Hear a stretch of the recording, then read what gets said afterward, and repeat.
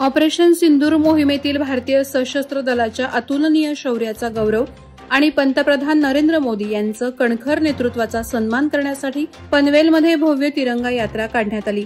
यात्रेची सुरुवात पनवेल शहरातील छत्रपती शिवाजी महाराजांच्या अश्वारूढ पुतळ्याला पुष्पहार अर्पण करून आमदार प्रशांत ठाकूर, आमदार विक्रांत पाटील, भाजपाचे उत्तर रायगड जिल्हाध्यक्ष अविनाश कोळी यांच्या प्रमुख उपस्थितीत झाली। तर समारोप स्वातंत्र्यवीर सावरकर पुतळ्याला अभिवादन करून झाले। मार्गक्रमण दरम्यान पनवेल शहर देशभक्तीच्या घोषणांनी दुमदुमले होते। खोपोली शहरात वाहतूक कोंडीच्या पार्श्वभूमीवर नगर परिषदेकडून बाजारपेठेत वाहतुकीची अंमलबजावणी पोलीस बळ वापरून करण्यात येते। अद्याप या निर्णयाबाबत हरकती आणि सूचना येण्या वेळ असताना एकेरी वाहतूक व्यवस्था राबवणं इतकं आवश्यक आहे का? शिळफाटा येथील वाहतूक कोंडीचा प्रश्न प्रलंबित असताना बाजारपेठेमधील एकेरी वाहतूक व्यवस्था राबवण्यावर भर का, असा प्रश्न निर्माण झालाय। याबाबत विचारलं असता हा पोलिसी बळाचा वापर नसून प्रत्यक्षात वाहतूक व्यवस्था राबवल्यानंतर काय अडचणी येऊ शकतील याची ट्रायल घेण्यात आल्याचं सांगण्यात आलं। रेल्वेमध्ये सरकारी नोकरीत लावतो असं सांगून एका तरुणासह त्याच्या आईची फसवणूक करून जवळपास 19,42,000 रुपये वेगवेगळ्या कारणानं उकळणाऱ्या एका सराईत भामट्यास अखेरीस पनवेल शहर पोलिसांनी गजाआड केलं असून यापूर्वी सुद्धा त्यानं अशाच प्रकारे कित्येक लोकांना फसवण्याचे तपासात निष्पन्न झालंय। आरोपी अक्षय कलंगुटकर याला सीबीडी येथील एका ढाब्यावर दारू पीत असताना अटक करण्यात आली। अधिक तपासात त्यानं नेरूळ येथील एका व्यक्तीला 17 लाखाला तर रबाळे पोलीस ठाण्याच्या हद्दीतील एका व्यक्तीला 75 लाखाला फसवल्याचं समोर आलंय। उरण आणि अलिबाग तालुक्यातील करंजा बंदर ते रेवस बंदर या दोन महत्वाच्या बंदरांना जोडणारा रेवस रेड्डी हा सागरी महामार्ग कोकण किनारपट्टीतून जात आहे। मात्र ठेका घेणारे अफकॉन इन्फ्रास्ट्रक्चर कंपनी करंजा नवापाडा येथील बाधित ग्रामस्थांना विश्वासात घेऊन सागरी महामार्गाचं काम करत नसल्याचे आरोप होत आहेत। त्याचा जाब विचारण्यासाठी करंजा नवापाडा ग्रामस्थांनी करंजा बंदरात सुरू असलेल्या रेवस रेड्डी या सागरी महामार्गाच्या कामावर धडक दिली। तसंच कामासाठी कोणकोणत्या विभागाकडून परवानगी देण्यात आली त्याची सत्यप्रत मिळण्याची मागणी करण्यात आली। लंडनमध्ये मृत्यू झालेल्या व्यक्तीचे खोटे दाखले बनवून पेण तालुक्यातील आंबेघर येथील जागा हडपल्याचा आरोप एका महिलेनं केले आहेत।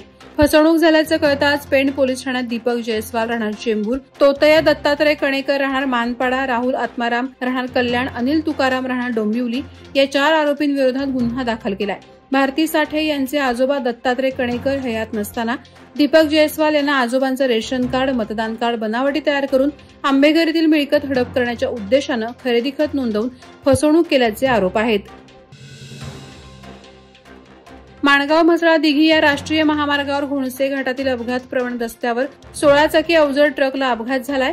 घाटातील तीव्र वळण आणि शीघ्र उतारावरील धोक्याच्या वळणावर घोणसे घाट संघर्ष समितीनं पाठपुरावा करून बांधलेल्या संरक्षक भिंतीमुळे सुदैवानं प्राण आणि वित्तहानी झाली नसल्याचं स्थानिकांनी सांगितलं। 21 ऑक्टोबर 2022 रोजी खासदार तटकरे यांनी घोणसे घाट अपघात स्थळाची प्रत्यक्ष पाहणी करून अपघात स्थळावर उपाययोजना आवश्यक असल्यानं विशेष पाठपुरावा करू असं सांगून काहीही सुधारणा न केल्यानं अपघात सुरूच आहे असंही ग्रामस्थांनी सांगितलं। वाशी येथील विष्णुदास भावे नाट्यगृहात युवा सेनेच्या युवा मेळाव्याचं आयोजन केलं होतं। या कार्यक्रमाला ठाणे लोकसभेचे खासदार नरेश म्हस्के, उपनेते विजय चौगुले, विजय नाहटा, विजय शिवतारे यांची उपस्थिती होती। यावेळी पत्रकारांशी बोलताना खासदार डॉक्टर श्रीकांत शिंदे म्हणाले, युवा सेना ही केवळ बाईक रॅलीपुरती मर्यादित राहिली नसून आता युवकांचे प्रश्न सोडवणारी संघटना म्हणून नावारूपाला आली आहे। येत्या स्थानिक स्वराज्य संस्थांच्या निवडणुकीत युवा सेनेचे महत्त्व अधिक वाढणार असल्यानं नियोजनबद्ध पद्धतीनं कामाला लागण्याचं आवाहनही त्यांनी यावेळी केलं। रायगड जिल्हा परिषद आणि प्रथम एज्युकेशन फाउंडेशन तर्फे कमालचा कॅम्प उन्हाळी शिबिराचे जिल्हा परिषदेच्या शाळांमध्ये मुख्य कार्यकारी अधिकारी नेहा भोसले यांच्या मार्गदर्शनाखाली आयोजन करण्यात आले। वडगाव येथे दररोज 2 तास हे शिबिर चालत असून यात भाषा, गणित या विषयांसाठी उपक्रम, खेळ, गप्पा, गाणी, पाढे असे विविध कार्यक्रम घेतले जात आहेत। यासाठी शाळेचे मुख्याध्यापक सुभाष राठोड यांच्यासह स्वयंसेविका निकिता गडगे, भाग्यश्री तांबोळी, आकांक्षा जाधव आणि संचिता गडगे हा शिक्षक वर्ग सर्व उपक्रम यशस्वीपणे पार पाडत उन्हाळी शिबिराला सहकार्य करत आहेत। माणगाव तालुक्यातील निजामपूर विभागातील पाणोसे गावातील प्रसिद्ध पुरातन मारुती मंदिराच्या जीर्णोद्धार कामाचा शुभारंभ राष्ट्रवादी काँग्रेस पक्षाचे महाड विधानसभा माजी अध्यक्ष चंद्रशेखर उर्फ बाबूशेठ खानविलकर यांच्या हस्ते संपन्न झाला। या मंदिराच्या कामासाठी खासदार सुनील तटकरे यांच्या खासदार निधीतून 15 लाख रुपयांचा निधी मंजूर करण्यात आलाय। यावेळी सत्यनारायण महापूजा, हळदी कुंकू समारंभ, रांगोळी स्पर्धा, होम मिनिस्टर, बाल चित्रकला स्पर्धा, शैक्षणिक क्षेत्रातील उल्लेखनीय यश प्राप्त केलेल्या विद्यार्थ्यांचा सत्कार समारंभ आणि विविध मनोरंजनात्मक उपक्रम संपन्न झाले। वादळवारा लाईव्हसाठी न्यूज ब्युरो, रायगड।